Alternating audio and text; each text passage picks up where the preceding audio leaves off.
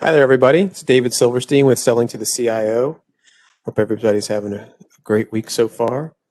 Appreciate you tuning in to podcast number 11, actually. So excited to have a friend and a guest on the line, Eric Stern. Eric, how are you? Thanks for joining. Great. Yeah, thanks for having me. Yeah, my pleasure. If you wouldn't mind telling us a little bit about yourself and what you've been up to for the last 20 years. Sure. Well, been doing a lot of IT stuff in the last 20 years. The last 10, I've been IT director for a wholesale distribution company based out of Philly. We sell tools and equipment in the auto aftermarket. Just recently, we rolled up with a couple of other sister companies into a new enterprise, which we've got 36 sites around the country, U.S. and Canada, and I'm responsible for all the infrastructure at all those sites now, and all the IT for one of the business units in the the auto space, transportation space. And prior to that, I was a web developer at the University of Pennsylvania, and I did have my own company for a couple of years doing web development. Part of that, I did diving research for the Navy and NASA, which was a very interesting job. So we could talk about underwater physiology, or we could talk about IT, whatever you want. I'm sure the sales reps on the call that listen to this would love to hear about that. So I'm sure that will keep their attention really good. Sure. No, I appreciate it. I appreciate you jumping on. I know we were talking a couple of weeks ago, and I was telling you about what I was doing here, and we had a kind of sidebar chat, and you said, I got some stories to share. So that's what this is all about, right? This is about kind of educating sales folks about, what to do to get the meeting and what to do not to annoy people and just help them along their journey, right? Because it's, as we know, and I'm sure you appreciate, sales is a hard job, right? Yeah. Getting that meeting and having that initial discussion, it takes some tenacity and takes grit and takes patience, right? So I would love your perspective on, the good, bad, and the ugly of what I know you deal with a lot of salespeople. I know you All the time. Yeah. all the time, giving you calls, hunting you down. So why don't we start with the negative a little bit, then we'll end with the good stuff. So I'd love to hear some stories or advice you want to give, and I'll, open mic for you to just to go on. So thanks How again. much time you got? No. Yeah. Listen, it's not. I'm not going to be telling you anything you don't already know. Cold calling is not really effective for me.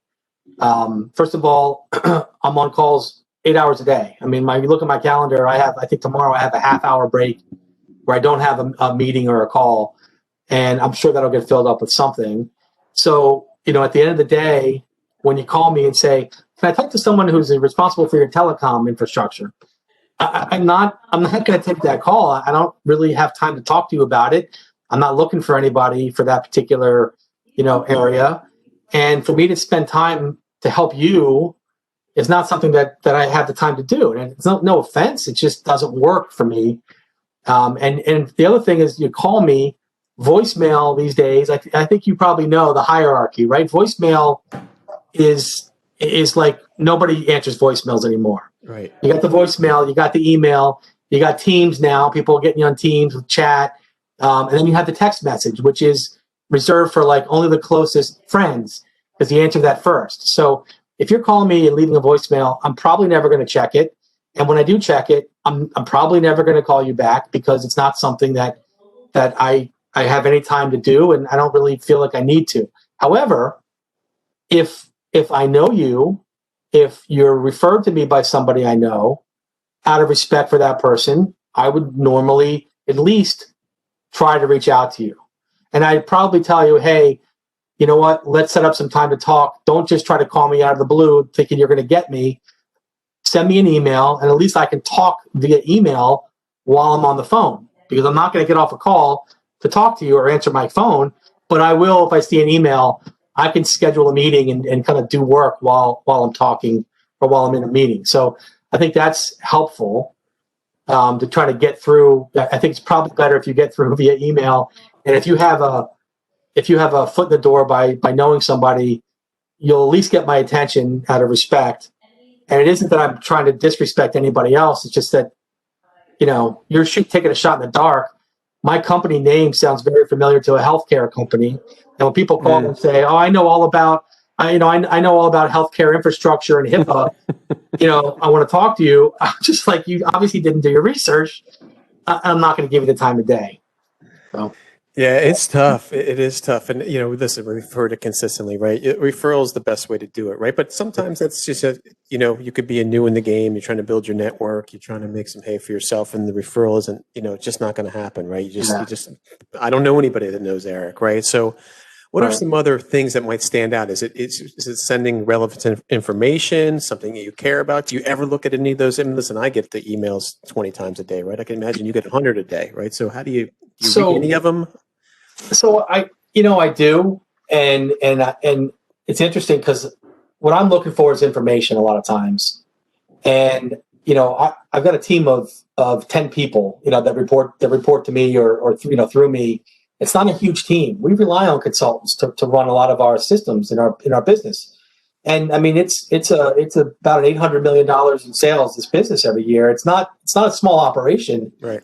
And with a handful of people, you really can't do it all yourselves. You need expertise outside in the industry, and you need that knowledge. And I always love, if someone's sending me a white paper or something like that I can read up on something to get some knowledge, especially about some of the hot issues that are going on, today, ransomware, security, whatever it is, if it gets my attention. I hesitate, though, sometimes, because I know as soon as I sign up for that white paper, I'm getting a phone call, and I don't sometimes necessarily want that phone call, but sometimes I do. Sometimes I'll take it because it's information that's really valuable to me. Verizon sent me something that was like a 2020 year in review security study or something like that. Very, very big kind of white paper document. Tons of stats and charts and things that I could consume pretty quickly, with lots of detail. And I knew if I did that, I would get calls, but it was worth it to me. It's worth the call. So information is always key. If you can give me something that I need, I'm going to be more inclined to give you what you need, which is some time with me to talk through, your solution or whatever it is. Well, we appreciate that, right? Because our marketing department spends millions of dollars just trying to come up with that little white paper, that little event to just try to catch somebody's attention, right? And we know the hit ratio, right? It's going to be, if we're lucky, if we send 100 emails or make 100 phone calls or whatever it might be, we're going to get 3 responses. Yeah, well, you had sent me. I asked you a couple weeks ago about needing someone, some temp help, and you put me in touch with Brittany, right? Who was great, and it worked out. It didn't work out. What we were looking for was, we decided to do something different.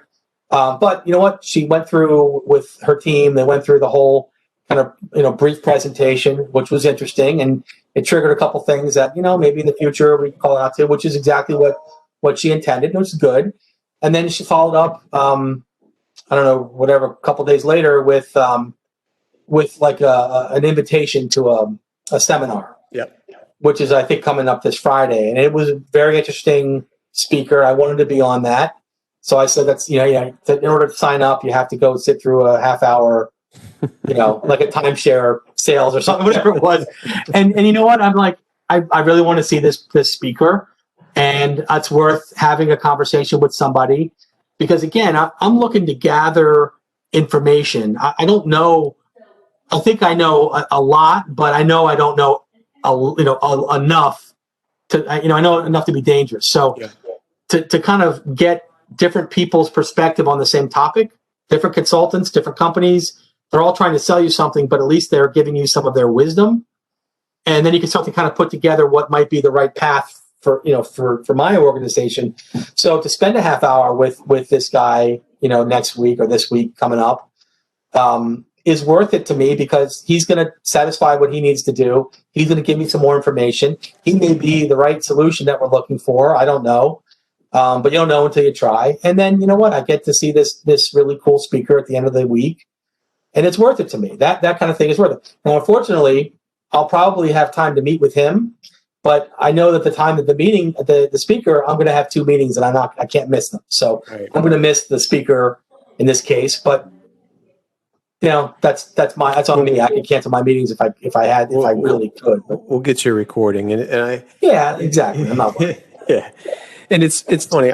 You said this earlier. I tell the reps and people I speak to in sales, I said, listen, these IT leaders, they put their pants on the same way we do in the morning, right? They need us, right? Yeah, They need 100%. they need our wisdom. They need, in a lot of cases, what we're selling. They need us to educate them on what the latest and greatest is. Like you said, you can't do it all by yourself, right? So, it's a you got to be patient.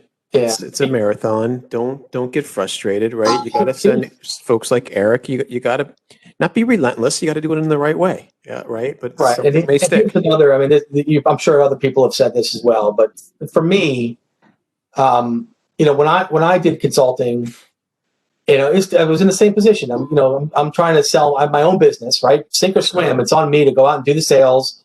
I got to sell the solution. I got to write the presentation. I got to sell the presentation. I got to negotiate the price, and then I got to do the work. And I learned that sometimes, going into that meeting and showing them everything that you can do, which is what you kind of want to do instinctually. You want to tell them everything that you can do. Sometimes that's not effective. Sometimes you have to think of yourself as the doctor and they're the patient. And the first question is, where does it hurt? What do you need? And I'm going to give you what you need, not what I want to sell you.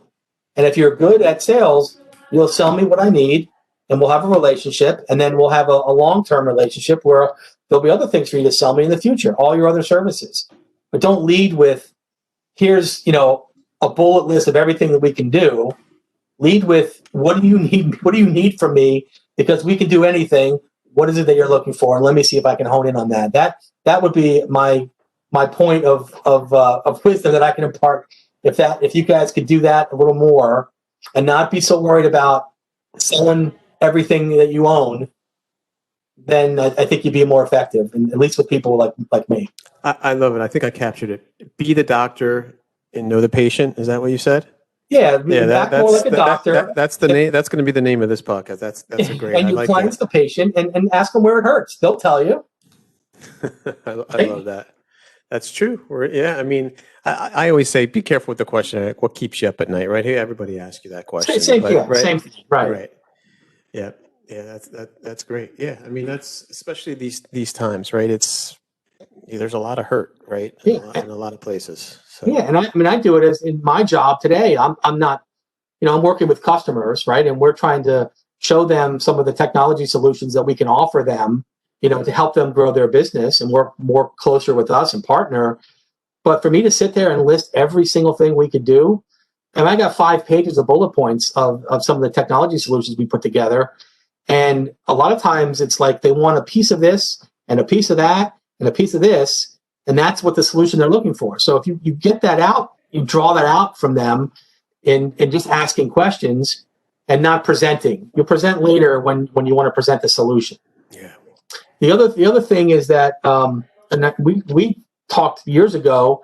You were a different organization, and we were looking at a CRM solution. And you guys came in and gave a great presentation, and there was nothing wrong with your solution. But we went with a different company because the company that we worked with, when I found them, I literally found them on the web. They were focused on distribution. Their whole website was around CRM for distribution companies. And so they spoke our language. Yeah. And that was another piece of it. They understood our business without us even trying to tell them what we did. They knew the language they used, and it's like a plumber talking to a plumber. I mean, you just have that immediate connection. I think if you were focusing on companies that you were really, that were like you, and you could speak their language, that goes a long way as a comfort level. Because remember, we're going to be spending a lot of money and a lot of time together. And I certainly don't want to pick the wrong company and fail because it's going to look bad on me. Sure. And we're going to just piss away a ton of money, and the thing's going to fail, and it's just going to look bad for everybody. So we want to make each other successful. Try to get that level of comfort. That would be very helpful, up front.